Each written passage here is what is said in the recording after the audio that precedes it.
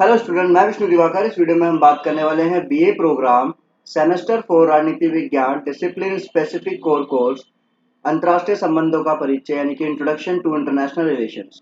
यहाँ हम unit number 2 के द्वितीय विश्व युद्ध के परिणाम के बारे में यहाँ पर हम जानकारी लेंगे। तो चलिए वीडियो को स्टार्ट कर लेते हैं।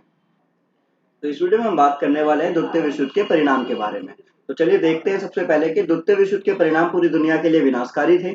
लेकिन जैसे कि आपको पता होगा कि 1914 से लेकर 1918 तक विश्व जो है प्रथम विश्व युद्ध की चपेट में रहा, जहां पर बहुत ही बड़े लेवल पर बहुत ही व्यापक तरीके से जन हानि और धन हानि हुई।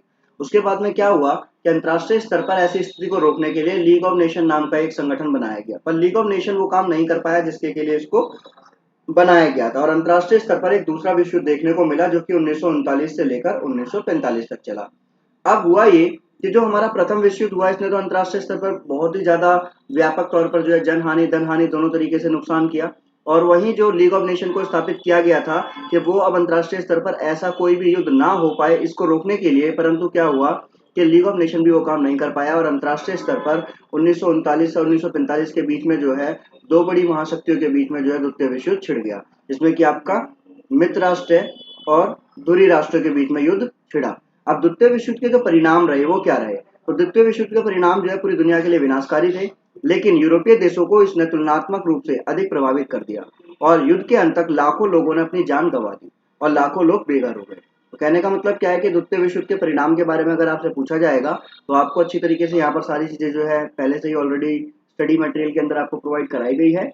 यही आपको जो है अपने एग्जाम्स में लिखनी है और आपको पूरे नंबर मिलेंगे। इस युद्ध ने प्रथम विश्व युद्ध की तुलना में यूरोपीय अर्थव्यवस्था और इसके औद्योगिक बुनियादी ढांचे पर और भी विनाशकारी प्रभाव डाला। हुआ ये कि जो पहला विश्व युद्ध हुआ था उसने भी अंतर्राष्ट्रीय स्तर पर बहुत ज्यादा विनाश किया, परंतु उससे ज्यादा विनाशकारी प्रभाव जो है वो द्वितीय विश्व युद्ध ने डाल दिया। अब युद्ध के बाद विश्व राजनीति का एक नया युग आरंभ हुआ, जिसमें सभी औपनिवेशिक शक्तियों के साम्राज्य का अंत हो गया और विश्व पटल पर नए स्वतंत्र राष्ट्रों का उदय हुआ। तो ये तो हमारे यहाँ पर द्वितीय विश्व युद्ध के परिणाम के अंदर यहाँ पर हम इसके जो है इंट्रो की बात कर सकते हैं कि आपको इंट्रो में लिखना है, ठीक है। उसके बाद हमारे यहाँ पर कुछ पॉइंट्स बनेंगे, तो वो पॉइंट्स आपको मैं बता देता हूँ कौन कौन से आपके पॉइंट्स इसमें बनेंगे। तो द्वितीय विश्व युद्ध के परिणामों में सबसे पहला हमारा जो पॉइंट बनेगा वो बनेगा यूरोपीय शक्तियों का पतन। हुआ ये कि औद्योगिक क्रांति के पूर्व से ही क्या हुआ, यूरोप हमेशा विश्व राजनीति का केंद्र बना रहा है, ठीक है। अब चाहे वह यूरोप में साम्राज्यवाद का उदय हो या पतन हो, राजनीति उथल पुथल, यूरोपीय अर्थव्यवस्था में परिवर्तन या यूरोप में घटित किसी भी घटना ने पूरे विश्व के विकास को प्रभावित किया है।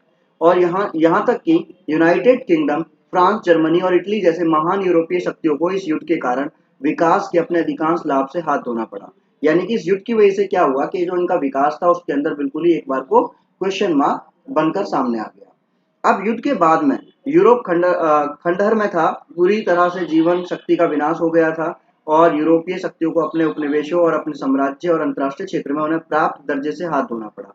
जो भी उनको दर्जा प्राप्त था उससे भी उनको अपना हाथ धोना पड़ा। और उसके बाद में जर्मनी तबाह हो गया और विभाजित हो गया। फ्रांस और इटली दिवालियापन के कगार पर थे और ब्रिटेन अपने साम्राज्य के साथ मजबूत और विजयी लग रहा था, लेकिन युद्ध की लागत उसे भी उठानी पड़ी थी। तो कहने का मतलब यह है यूरोपीय शक्तियों का क्या हो गया, पतन हो गया। किसकी वजह की? किसके बाद?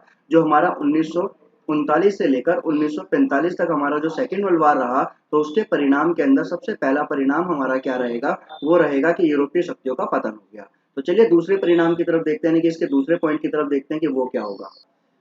तो देखिए स्टूडेंट, दूसरा हमारा परिणाम रहा अमेरिकी वर्चस्व के युग का आरंभ। तो देखो कहा जाता है ये कि जब उस समय जब द्वितीय विश्व युद्ध हुआ तो उसके बाद में द्वितीय विश्व खत्म हुआ तो 1991 के अंदर जो बताया गया कि जो हमारा यूएसएसआर था इसका विघटन हुआ, यानी कि समाप्त हुआ।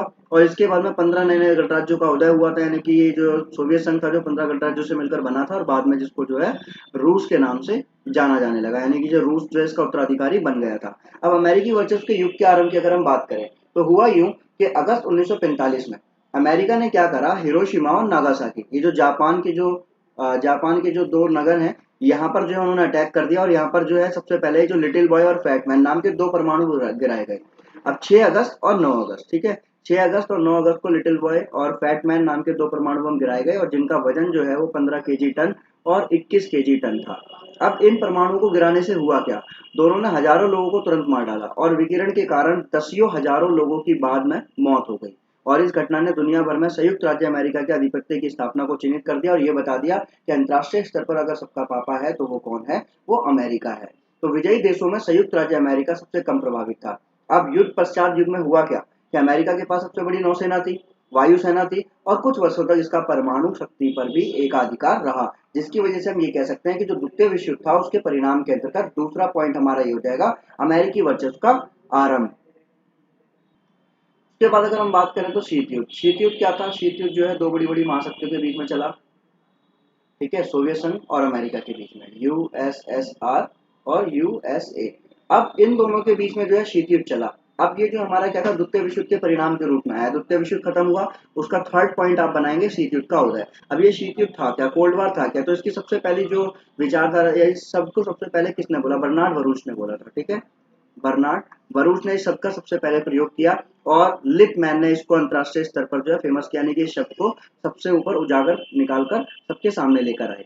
अब बात यहाँ पर यह आती है कि शीत युद्ध है क्या? शीत युद्ध का मतलब था एक विचारधाराओं का लड़ा जाने वाला युद्ध, यानी कि जहाँ पर दो विचारधाराएं आपस में एक दूसरे के विरुद्ध होती है, परंतु सामान्य तौर पर वहां पर कोई भी रक्त रंजित युद्ध नहीं होता है, परंतु विचारधाराओं का युद्ध चलता रहता है। शीत युद्ध का संबंध सामान्य रूप से विश्व इतिहास की उस काल अवधि से है जिस दौरान विश्व की दो महाशक्तियां यूएसए और यूएसएसआर, इनके बीच में कई दशकों तक तनावपूर्ण संबंध बने रहे। और शीत युद्ध को देशों के बीच तनाव की स्थिति के रूप में परिभाषित किया जा सकता है, जिसमें प्रत्येक पक्ष स्वयं को मजबूत करने वाली नीतियों को अपनाता रहा और वास्तविक युद्ध की संभावना को कम करने का प्रयास करता रहा।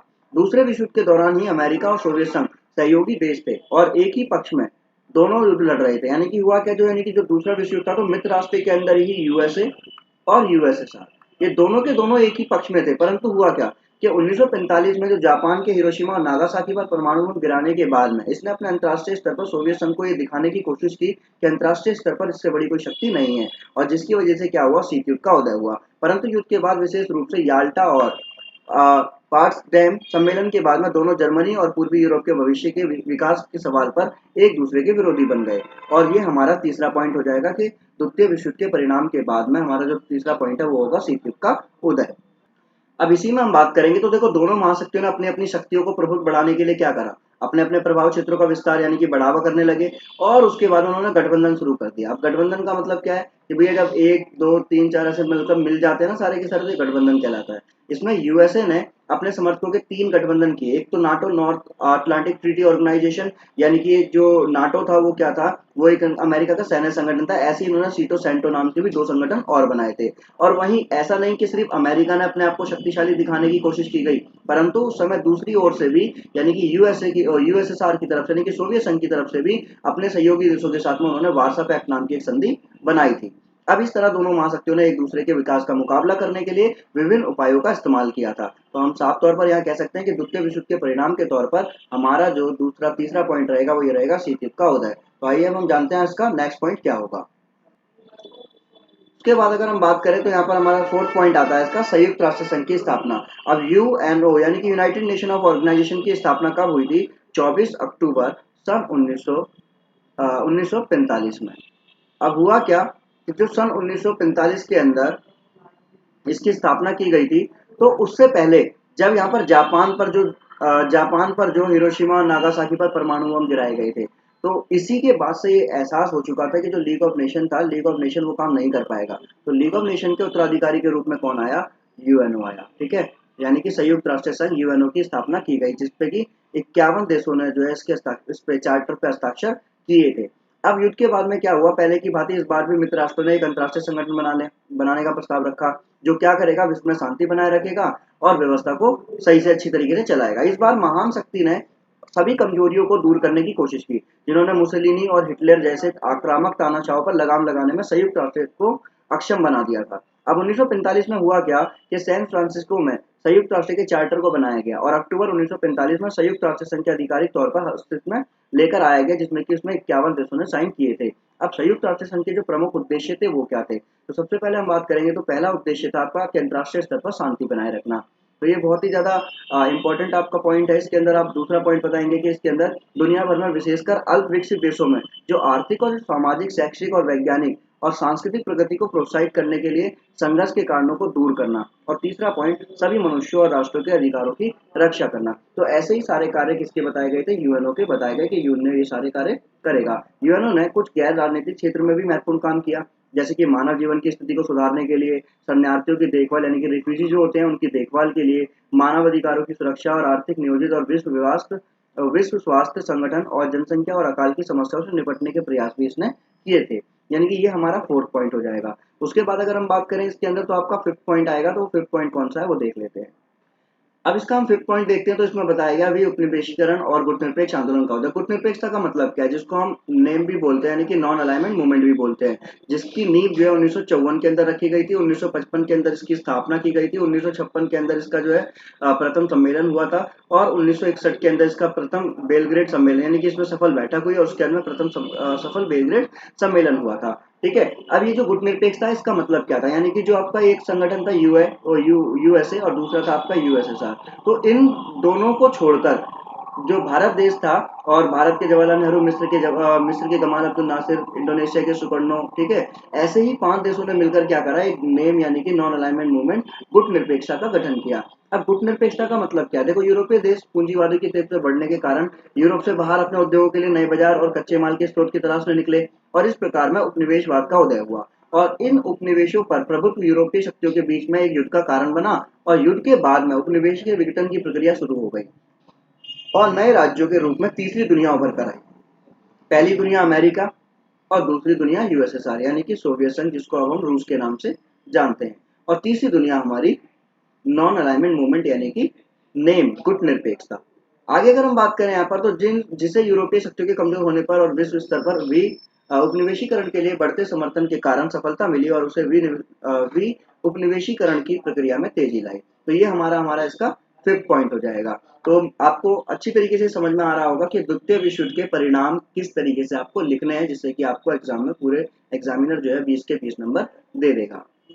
इसका अगर हम बात करें तो इसका 6 पॉइंट है, वो क्या है आपका, निशस्त्रीकरण और हथियारों पर नियंत्रण। निशस्त्रीकरण का मतलब क्या होता है, जहां पर हथियार ना हो, ठीक है, हथियारों पर नियंत्रण यानी कि हथियार हैं पर उस पर नियंत्रण लगाना, उस पर रोक लगानी है। तो युद्ध के बाद के युग में हथियारों के कारण हुए बड़े पैमाने पर विनाश को मद्देनजर रखते हुए, ये जो अंतर्राष्ट्रीय स्तर पर बहुत बड़ा विनाश हो रहा था उसको देखते हुए निशस्त्रीकरण और हथियारों के नियंत्रण के प्रयास को गति मिली, और न केवल अंतर्राष्ट्रीय राजनीति के लिए बल्कि राष्ट्रों के राष्ट्रीय नीति के लिए भी मूलभूत मुद्दा बना दिया गया। देशों के बीच में एक आम सहमति उभर के सामने आई और निशस्त्रीकरण की प्रक्रिया दुनिया को संघर्ष के शांतिपूर्ण समाधान की ओर ले जा सकती थी।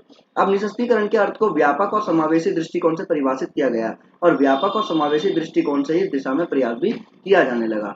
अब निशस्त्रीकरण के प्रयासों में न केवल हथियारों की कमी पर बल्कि विनाशकारी हथियारों के निर्माण और व्यापार दोनों को सीमित और नियंत्रित करने, साथ ही विसैन्यकरण पर भी समान ध्यान दिया गया। द्वितीय विश्व युद्ध के बाद में महाशक्तियों के बीच में संघर्ष का एक युग उभरता सामने आ गया।